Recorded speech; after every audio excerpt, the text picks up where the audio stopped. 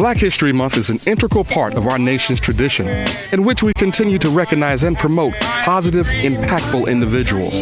The Sports Shop with Reese and K-Mac Salute to Champions would like to recognize this individual for their contribution. Man, you know what?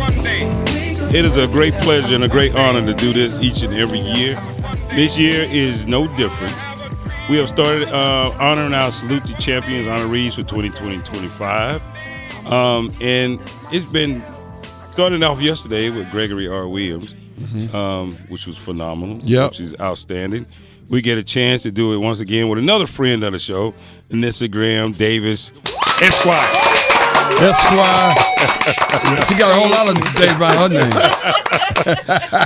And now you get to be a Salute to Champion. Yeah. Can we slide it in at the back right there? Yes. I can add that on there. Yeah, that's exactly Absolutely. right. Let's add that to it. So welcome. Congratulations. Thank you. It's our pleasure to have you here once again. You've been on before with us, but yeah, once again, it's our pleasure to have you here. You do so many great things in the community. You have such an accomplished career. Your kids are all accomplished. Of course, your husband. Yo, my fat brother. Anyway. Tar Heel. All of that. Oh my man. Exactly. And I can't play in tournaments when he's playing because I never win. I never win, but it's a pleasure to have you. Welcome. Thank you. I'm so glad to be here. And it's just an honor. When I got the email, I was really, I think I was Beyonce country album shocked. And I had to read it again because I was just shocked, but it is such an honor, and thank you guys so much. I appreciate it. I mean, obviously, you never know who's watching, but all the work you've done at so many levels, I mean, obviously, you definitely deserving. Again, we were talking about a 3-time graduate from North Carolina Central University, Bachelor of Arts in Political Science, Master of Public. Are you a triple eagle? I'm a triple eagle. That makes me a triple threat. That's right. Masters in Public Administration and got a JD, Juris Doctorate. A law degree from there, and of course, he's a member of the Kappa, Sorority. I can't leave that out. But just talk about is that what you really wanted to do when you went to Central? You said, I'm going to go here, I'm going to do 3, I'm going to do this degree, I'm going to get my master's and go to law school. Talk about that process. So I went to Central as an athlete. So I played basketball. Didn't know that. See, yeah. See, look at this. See, That's awesome. Yeah. Okay. My sister was at Winston-Salem State. Okay. And I really wanted to be on campus with her. But the coach there was like, I would later find out that the coach said, but I know you want to go to law school. Central has a law school.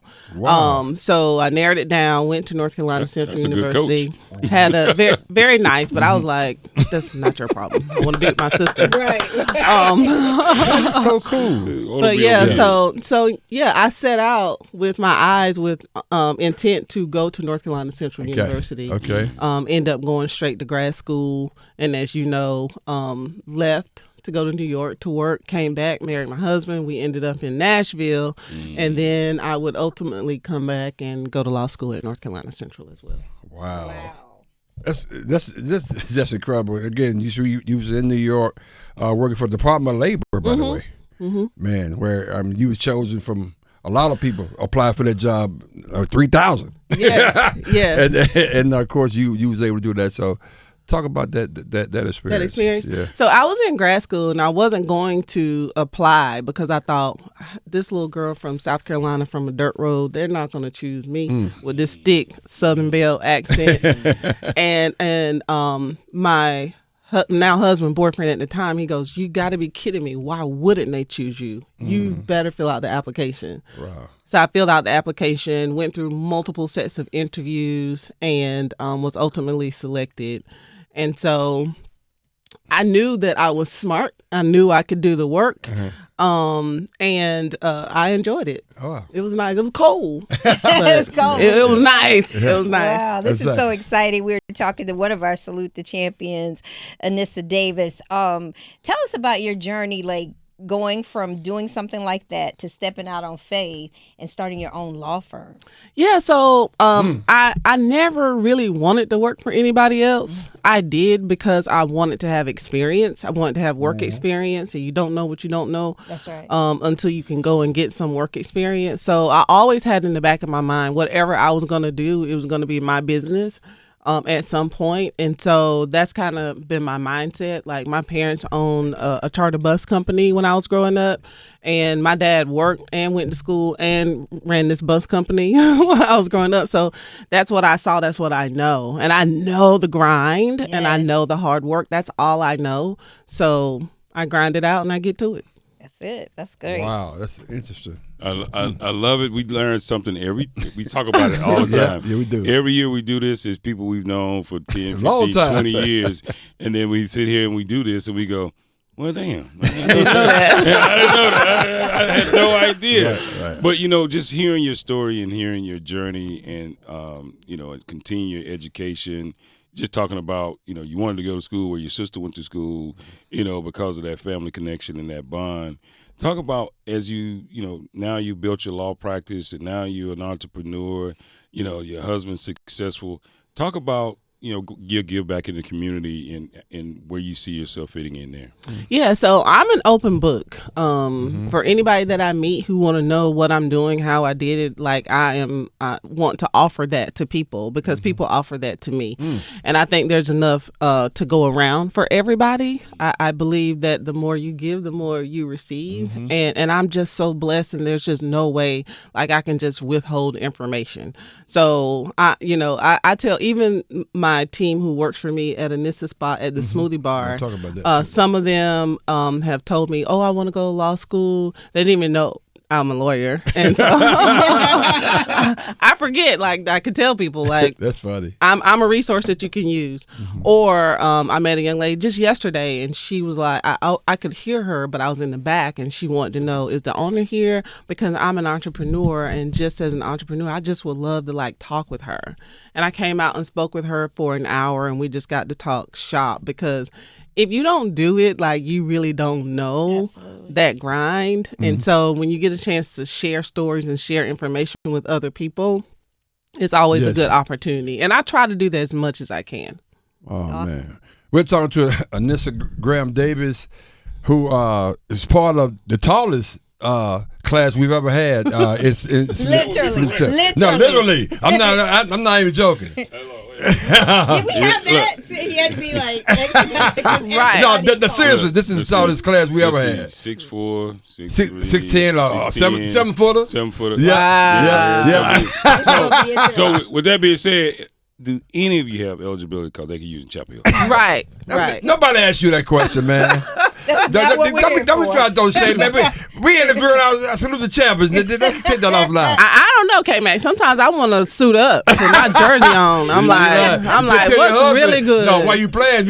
I just need. Tell him we need him back on the court. I can put you and Eric down on the block. We just need about 5 minutes here. We can make stuff happen. That's it. We can do it for 5 minutes. Anyway, we talked to an owner of an unbelievable, if you're a venue over in Durham, to talk about how. Because the space that you're in terms of your restaurant, what do you call it? Is it a restaurant? What is it? Is that the right term for your spot? Yeah, I call it a smoothie bar. Smoothie bar. Coffee bar. Yeah. How did you come up with that? How did you get there? Yeah, so it was a dream. And this is what I tell kids when I talk to them. Like, when we opened the smoothie bar, my husband reminded me, he was like, "You've been talking about this for 10 years. He's like, "Nope, it's been 12 years. So at this point, it's been about 15 years. So it was just a dream I had in the back of my mind. I'm a firm believer in doing what you love. And so I refuse to do anything that I don't wake up every morning and I'm just ready to go and do it. And when I get to that point where I wake up and I'm like, not feeling it, then I'm looking at a career change. Because I think life is too short. And if you love it, when you got to work for it, that labor of love, you don't mind. That's right. And so that was a dream because I love smoothies and I want to create opportunities for people to learn how to run a business and to to be able to work, save money. We talk about financial literacy at work with my team, and we've created a beautiful community of people. I call it our people because we focus on healthy food. Sure. And so everybody doesn't want the cheeseburger and hot dog and fries and pizza. Right. There's nothing wrong with that, Right. but you don't need to be eating that every day, people. Right. You need to be eating your fruit. You need to be eating your fruit. She switched gears real quick. It's just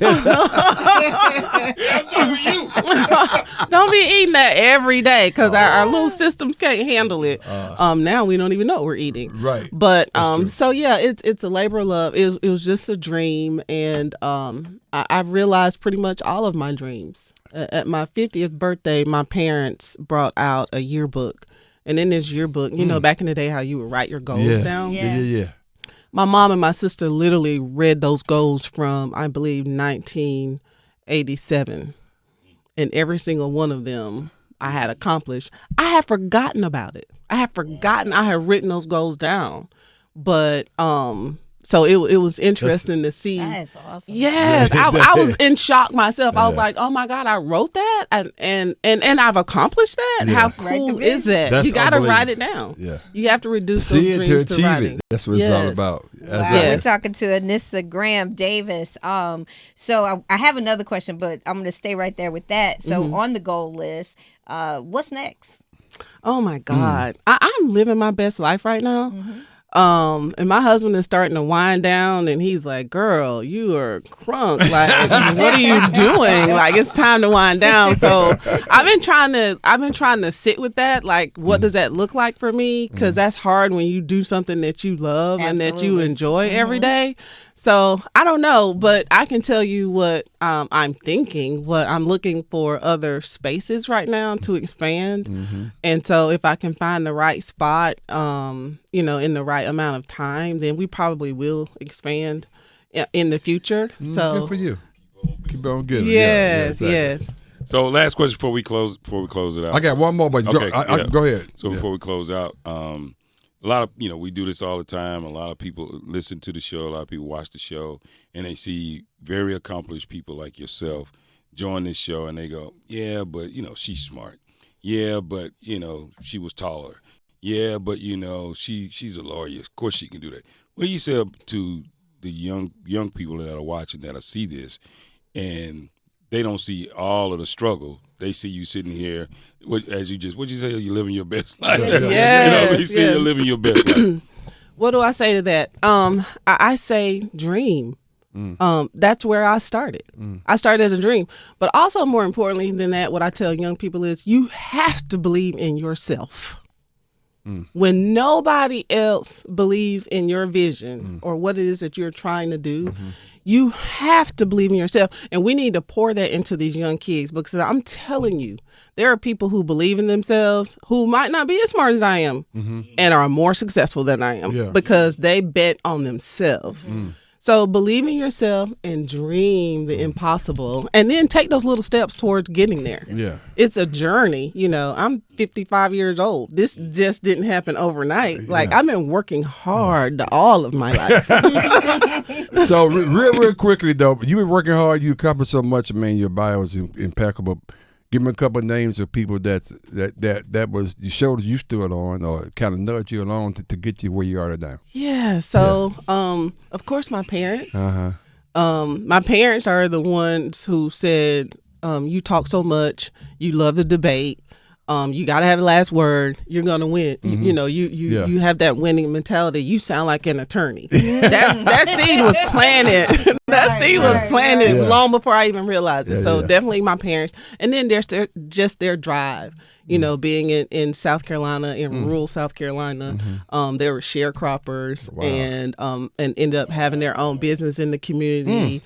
Became community leaders, and so that's what I saw. They integrated a doctor's office in South Carolina when I was a baby, because I had to have surgery on my legs, and they had to go to Florence, South Carolina, and so the blacks had to sit on one side, the whites had to sit on one side, and my parents was like, "We're not going over there." Wow! And so after that, they start integrating the doctor's office. So that's what I come from. Wow. And then I'm fortunate enough to have met my husband, who is a brilliant guy. Yes. He is. And so very influential as well, and very encouraging. Yes. And I'm just so thankful for him. But I have a village, right? So I have a village of people who have been encouraging all of my life. Yeah. And so I don't think there's anything that I can't do. I don't. That's great. Because I feel like if I put my mind to it, Wow. I can figure out how to get it done. Well, That's right. we gonna drop the mic right there.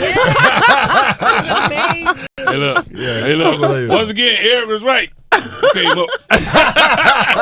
You did good. Great choice. You Thank did you. good. Thank you so guys. much for joining you. us, and we Absolutely. can't wait to honor you at the luncheon. A week from today. That's I'm right. looking forward to it. Yeah. I'm so excited. Yeah, you know, there's royalty in the making. Here we go. Exactly. It's all good. Hey, And I'm Tom. among the best. Hey, Tom, what you have for us?